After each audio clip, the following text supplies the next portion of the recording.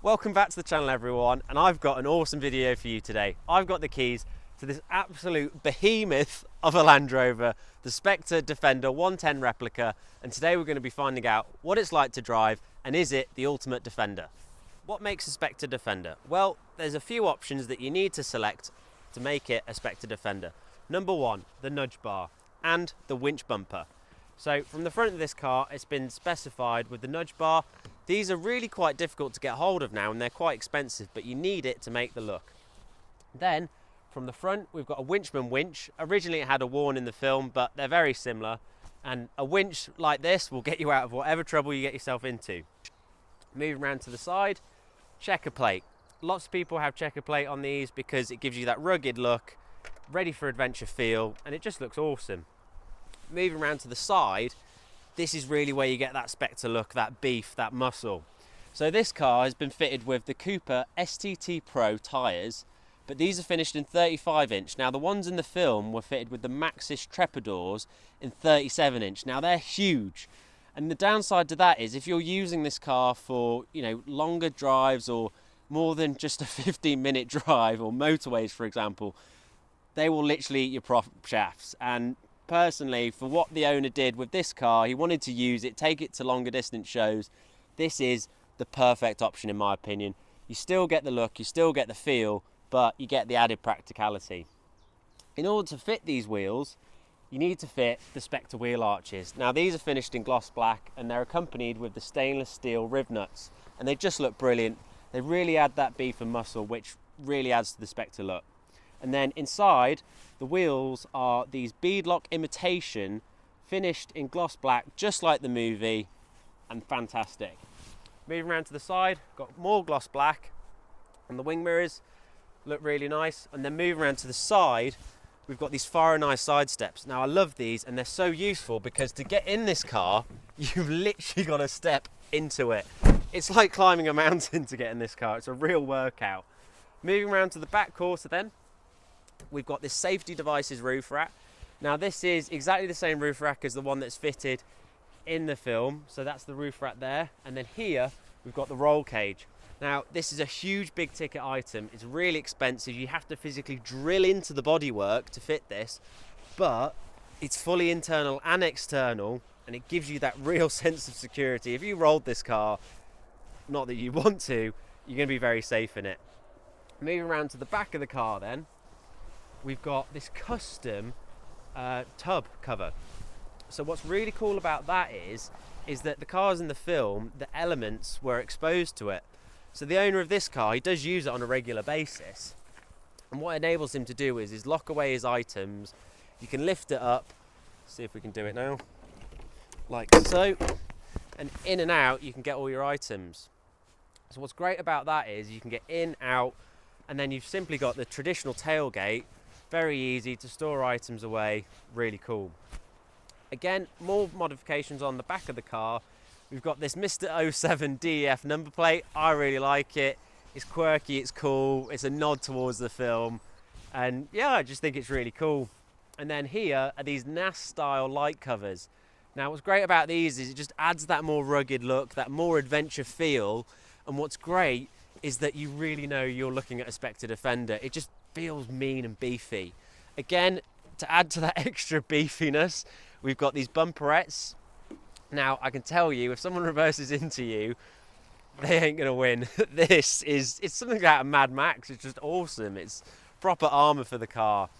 Then moving to the side, the only real thing that I haven't covered is the window tints. Now, I think these are limo tints, and they just make it look really cool, really stealthy. And the only other option is this snow cowl here in gloss black and CB radio and black bonnet.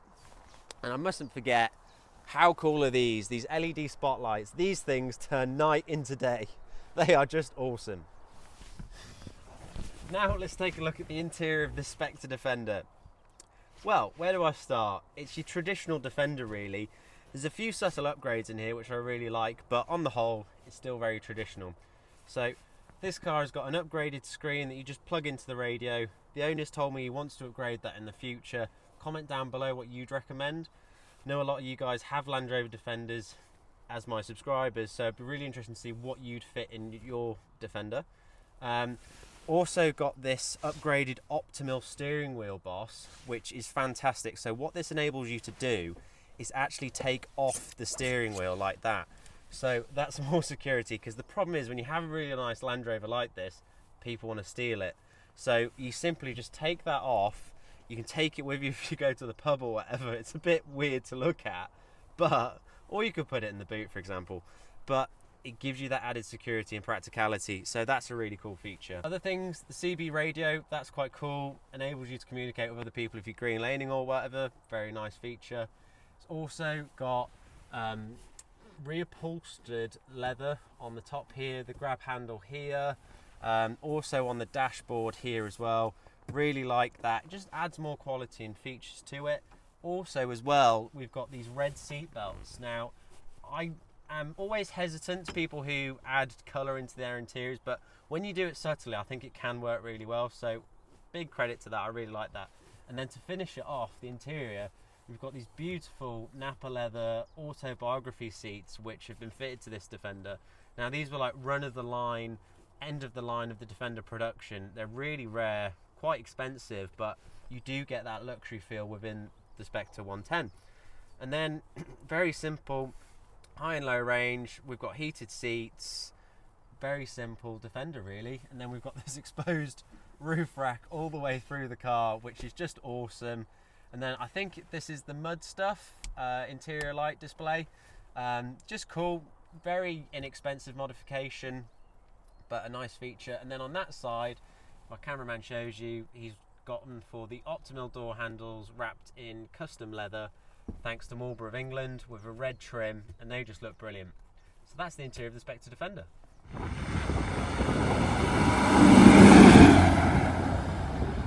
Being a crew cab Defender, you get the back seat, so this is a 5-seater vehicle. Now, headroom actually isn't too bad. The only downside to being in the back of this car here is if someone sat in their normal seating position in the front, it's a little bit cramped being sat here, and you're sat quite upright as well. You wouldn't want to do a really long car journey in this, but definitely a trip to the pub or friend's house or whatever, the novelty is definitely there, and you soon ignore the fact you're not that comfortable. The seats themselves, these aren't the XS line, but they're nice. They've held it well considering the car was made in 2009, so these seats are fairly comfy, to be honest with you. And then a cool feature actually in this car, being the crew cab, you've got the sliding back window, so you can actually let air in and out if you've got dogs, things like that, for example. But on the whole, the rear of the Spectre Defender, it's not the comfiest. You've got wind down windows, for example, but there's definitely a novelty there, and it's definitely a car I'd happily sit in on a shorter journey for sure. It's time to get shaken and stirred. Let's see how this beast drives.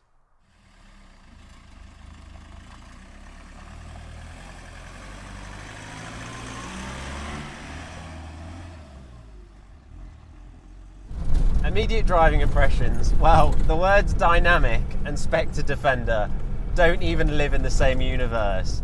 It's an absolute behemoth on the road and off it, but I absolutely love it. It's just a tank. It's just indestructible. You get this sense of confidence and indestructibility that no other car really gives you. Steering wise, the steering input's definitely there. It's just very wishy-washy. It's got a 2-inch lift on it, this car, an old man EMU suspension, so it's definitely got good suspension on it, but you do sort of float and wallow over the road. The brakes have also been upgraded as well, and I'm very glad that they have been upgraded, because God, you do need some stopping power. As big and as chunky as those tyres are, they really do give you good grip off-road, but on-road when it's wet and a bit greasy, I can imagine you don't have the most amount of grip in the world. So I definitely like the fact I've got upgraded brakes. The gearing, once you get used to it, it's perfectly fine. You do get used to it quite quickly, but it is a bit like driving an articulated lorry. I'd imagine it's something very similar like that. You've got to plan ahead. You don't want to get in the lower gears because it's quite a workout to get it back up to speed. But once you're up and going, you're fine. This car chug along on the motorway. The only tells me you can do 60, 70 miles an hour on the motorway, no problem whatsoever. As you can see, we're going over some bumps now in true Bond villain style, and yeah, it's perfectly fine. It's great. it's a real sense of occasion driving this car. That's the biggest thing I've taken away from driving it, is you really do feel like you're driving a massive Tonka toy. There's a huge novelty to it, and something that if you're a huge Land Rover fan, or maybe you're a Bond fan and you always wanted to buy a car from a Bond film, then definitely consider a Spectre Defender, because this car gets as much attention as a bright orange McLaren in a car park as this, for example. You'll probably get more people speak and stop about it, because you just don't see them on the road. And if you're sensible about it, you can actually build a Spectre Defender within reason, fairly cost effectively. It's still going to cost you the best part of 30-40 grand to do it, but that is a huge saving from what it would cost to buy one from the film. I mean, those cars now are £200,000 plus, so you can definitely build your own Spectre. And if you are like me, who loves a Land Rover, do it yourself. Get your hands greasy, have fun in it, get involved, because it's a really rewarding process to do up a Land Rover, and you have a real sentimental value when you've put in the work yourself. So if you have considered buying a Defender 110 or a Bond car, for example, definitely consider building a Spectre Defender.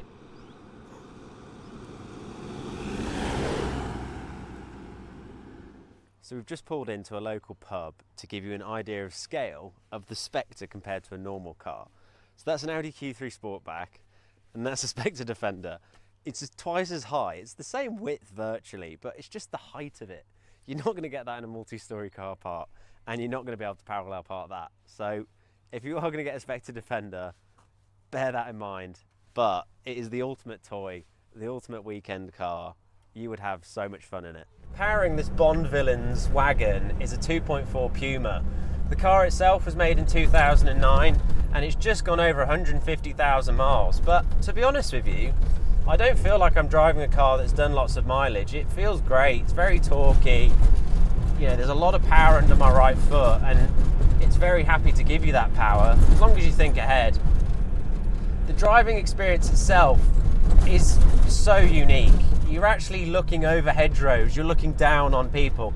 We were at some traffic lights earlier, and a Ford Ranger pickup truck pulled up next to us, and it was like he was in a Mini Cooper. It's just that 2-inch lift really does give you that sense of presence and stance, which I really like. Could you daily this car? Well, I suppose it depends on what your commute is and what your drive is, but I wouldn't want to daily it. But would I want it to be my weekend toy car that I take my mates to the pub in, or take the dogs out on a weekend? 100%. You could have so much fun in this car. As I said before, she's a thirsty girl, and this car drinks fuel like it's got an addiction to it. You've definitely got to have the bank account of a Bond villain to drive this car, but miles per mile, I don't think you can do much better than this if you want a big, chunky, brutish car. What else do I like? Just the whole factor of it, really. I love the Land Rover community. I love the fact that wherever you go, people will stop and have a chat with you about it. It's really unique and very different to other cars out there. So if you're a huge Land Rover fan, definitely consider one of these. So there you have it. That's been my review of the Spectre Defender 110.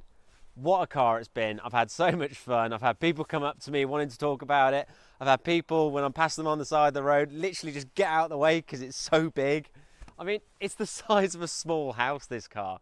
But if you're in the market for a Land Rover, something that's unique, something special, something that's going to grab attention, then the Spectre Defender is definitely a car that you should consider. If you've enjoyed this video, please hit that like button and subscribe and drop a comment down below. It really helps me and the channel out.